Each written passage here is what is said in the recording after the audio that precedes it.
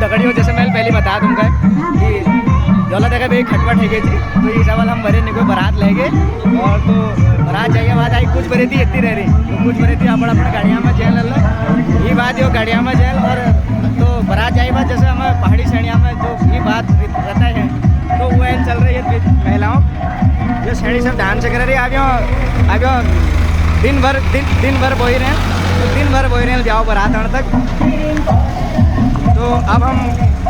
यहाँ घूमो दोबारा रिसेप्शन में फिर दिखाऊँ तुमको तो हम बारात तो कोई ना अब हम करके हम घूमो जाने के सोच रहे हैं तो अल्लाह मिल लो तुमको थोड़ा देर में आए हमारा विचार बन रहा हम घूम फिर वे पता चलो हम बारात में पहुँच गए तो यही हिसाब हम तैयार तो छो अगर हमको मौक लागलो जब हम वही साइड में घूमो जा रहे हम पता चलो हम बारात में मिल गए तो बाद में बताऊँ तुमको हम अगर बारात में जो तो तुमको बारात दिखाऊँ मतलब बहुत तुमको रिसेप्शन दिखाऊँगा मैं पार्ट 1 जेल हॉल तुमको मैं अपडेट करते रहूँ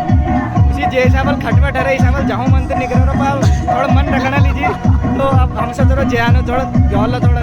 तो आप झगड़ी छो अपन तो ये हिसाब जान पड़ रहा जौला जगह कोई नीचे नोट मोट तो हमसे थोड़ा हमला ज्ञान तो हिसाब